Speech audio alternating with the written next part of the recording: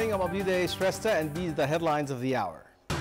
Janmat Party's Satish Singh stakes his claim for the post of Chief Minister of Madhya Province, prepares to take the oath of office and expand the cabinet today itself. The Parliamentary Probe Committee formed to investigate cooperatives fraud in a state of confusion regarding its jurisdiction. Experts warn the issue may grow further complicated if the committee goes beyond its terms of reference.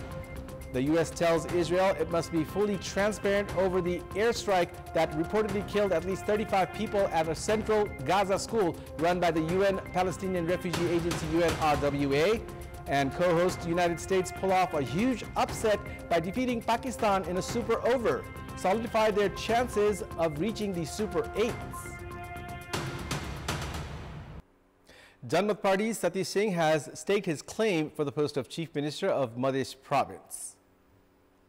With the support of 6 parties, including CPN-UML and CPN-Maoist Center, Singh staked his claim for the post of Chief Minister to Province Governor Sumitra Bhandari this morning. After reaching a consensus in the joint meeting of the coalition partners on the distribution of ministries last night, Singh staked his claim this morning. The Madhya Provincial Assembly has 107 members. Satish Singh staked his claim for the post of Chief Minister with the support of 55 Provincial Assembly members. This includes 24 from CPN-UML, excluding the Speaker, 13 from Janmat Party, 9 from CPN-Maoist Center, 7 from CPN Unified Socialist, and 1 each from Sanghiya Samajwadi Party and Nagrik Unmukti Party. With this, a party other than Janata Samajwadi Party will be leading the Madhya government for the first time in 6 years.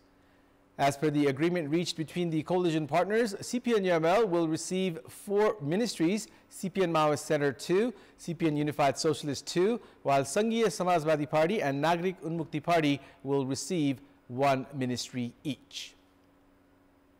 The Parliamentary Probe Committee formed to investigate the fraud related to cooperatives is in a state of confusion regarding the jurisdiction.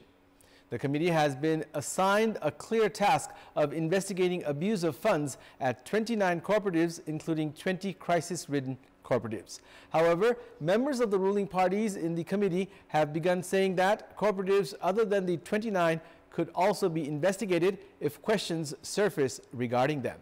Experts have warned that the issue could grow further complicated if the parliamentary committee goes beyond its terms of reference. Dilemma has surfaced as the Parliamentary Probe Committee formed to investigate the fraud related to cooperatives has tried to operate out of its jurisdiction as a Judicial Investigation Committee or Commission. The committee was formed as per the regulations of the House of Representatives on the basis of questions raised at the Parliament. It was instituted following demands for investigation into the alleged involvement of a minister and several parliamentarians in the fraud of cooperatives. Analysts have said that the Parliamentary Probe Committee was formed to investigate issues raised at the Parliament and therefore should not go beyond the jurisdiction.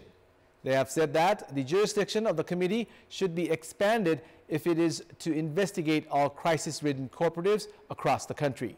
A total of 8 committees have been formed in the past 34 years to investigate the problems of the cooperatives. Of them, 7 have already concluded their probe and furnished their reports to the government. However, those reports have never been implemented. If problems of all cooperatives are to be addressed, the government has the options of implementing the past reports or forming a brand new judicial commission. However, as the new committee was formed out of the Parliament, it cannot go beyond its jurisdiction in principle. But the Parliamentary Probe Committee is itself in a state of dilemma regarding whether to investigate just those cooperatives and entities spoken about at the Parliament or all crisis-ridden cooperatives of the country. The committee was issued a clear 4-point terms of reference which requires it to investigate 20 crisis-ridden and 9 other cooperatives. According to member of the main opposition Nepali Congress in the committee, parliamentarian Badri Pandey, the committee should focus on investigating the 4-point terms of reference and 29 cooperatives and conclude its probe. He is of the opinion that the committee should not go beyond its jurisdiction. If the committee goes beyond its jurisdiction, duration for return of the savings of depositors is certain to lengthen, and the investigation process will grow further complicated. With more than 1.8 million Nepali nationals expected to be affected by monsoon-induced disasters this year, the government has begun efforts for risk reduction. The government has begun preparations to install relevant technologies at high-risk zones and rescue and relief efforts. 35 to 55% more than average rainfall is expected across the country this monsoon. Around 1,801,000 members of 400,000 households are expected to suffer from the monsoon-induced disasters. The National Disaster Risk Reduction and Management Authority has identified the need for rescue and relief for 18,000 households. As all the 7 provinces are likely to be affected by the disasters, the authority has called for preparedness to combat the monsoon-induced disasters. As massive losses are likely this monsoon, the government has also sought support from political parties. The Ministry of Home Affairs has called for timely preparations for required rescue and relief measures and deploying volunteers. Politicians have drawn the attention of the Ministry of Home Affairs to ensure the presence of the government to the victims of the disasters. According to the government, the Disaster Relief Fund has a total of 6,780 billion rupees. As many families are likely to lose their homes, the government has also prepared a working procedure for the arrangement of their accommodation. The government has claimed that it has 2,200 tons of rice in stock in rural parts, with 5,100 tons in the valley and the Tarai region. 10,847 Nepal Army personnel, 10,585 Nepal police personnel, and 9,924 armed police force personnel are in a prepared state to combat the disasters. With higher rainfall expected this monsoon, risks of floods and landslides are also higher. Koshi province is at high risk of monsoon-induced disasters this year. With the victims of floods and landslides of last year yet to be ensured their resettlement, the government preparation has appeared poor this year as well. The Disaster Management Committee, Dhankuta, has estimated around 5,500 locals will be affected by rain-induced disasters this year. It has determined the Tamor Corridor and Bhenetar Ravirake Road area as the most landslide prone. In the past 4 years, around 600 houses have sustained damages due to rain-induced disasters. Those who have been displaced in these incidents have yet to be relocated. Many have been compelled to make their damaged houses due to lack of alternative. Likewise, Sunsari is also high on alert as the Weather Forecasting Division has projected of heavier than usual rainfall this year. However, the local level has yet to begin preparations for the looming disasters. Flood control measures are yet to be carried out in Saptakoshi, among others. Elsewhere, it may be recalled that floods and landslides had affected Fidim, Hilihang, Falilung, and Yangorak the most. Deforestation and unmanaged road construction works have raised the risk of disasters this year as well. Meanwhile, the Mooring District Administration has said it has coordinated with different security entities to stay prepared for rain-induced disasters this monsoon for relief and rescue works. It has also directed concerned authority to expedite works of building embankments. In our Public Voice segment, we had asked people in several provinces what type of preparations are ongoing in their region for rain-induced disasters like floods and landslides. Let's take a look at what they had to say.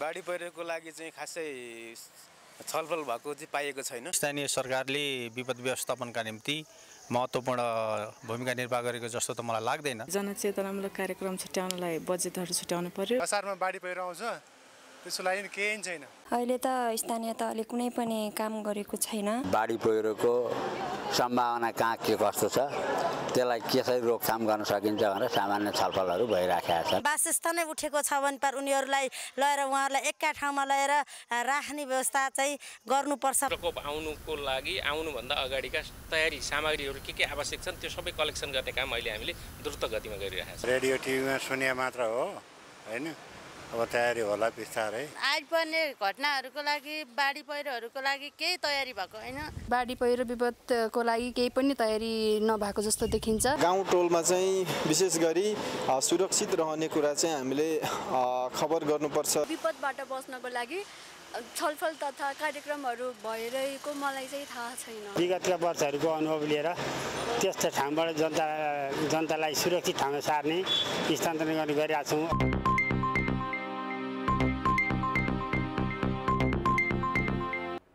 No entity has found it necessary to investigate CPN-UML chairperson KP Sharma Oli's ill comments towards Minister for Education Sumana Shrestha.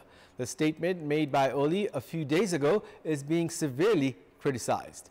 Political mechanism, constitution and laws have changed. However, the thought process remains the same, and Oli's statement is a prime example of this. However, despite widespread criticisms, Oli has not corrected himself.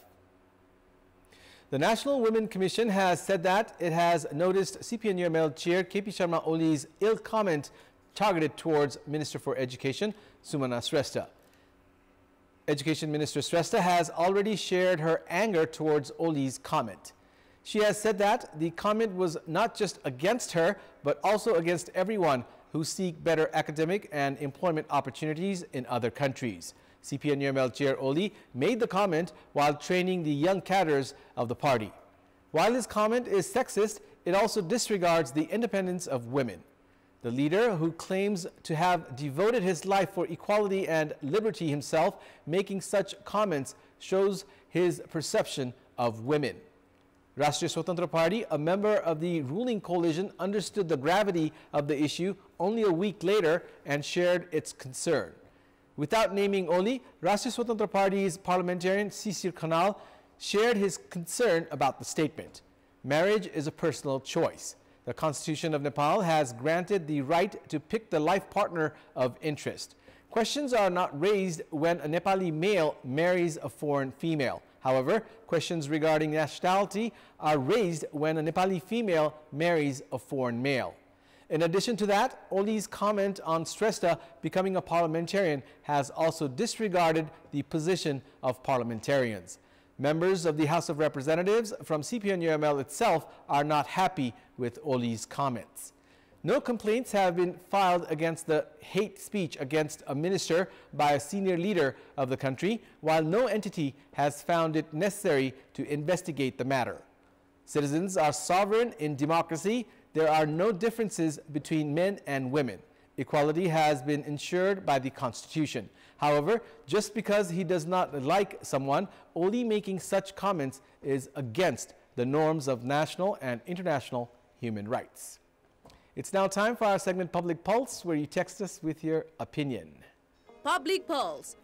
Here's the question. What should be done to individuals making ill comments against women? Your options are A, take actions, B, make them apologize, and C, teach them discipline. The voting is on. Type NEWS, select your option A, B, or C, and send it to 34001 to share your opinion with us. And it's time now for the international update.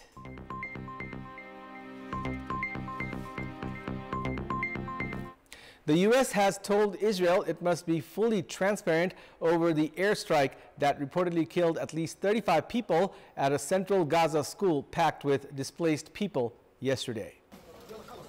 U.S. State Department spokesperson Matthew Miller said Israel must publicly identify the Hamas fighters it claims to have killed.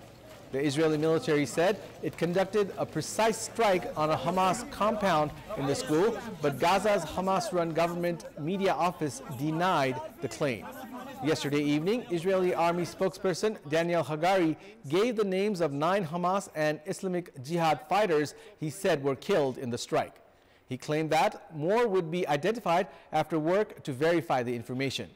The United Nations condemned the attack, calling it tragic and horrific. The school, run by the United Nations Palestinian Refugee Agency, UNRWA, was sheltering 6,000 displaced people at the time, according to UNRWA chief. The strike comes just a week after 45 people were killed in an Israeli strike in the Gazan city of Rafah. At least 36,470 people have been killed in Gaza in almost 8 months of fighting.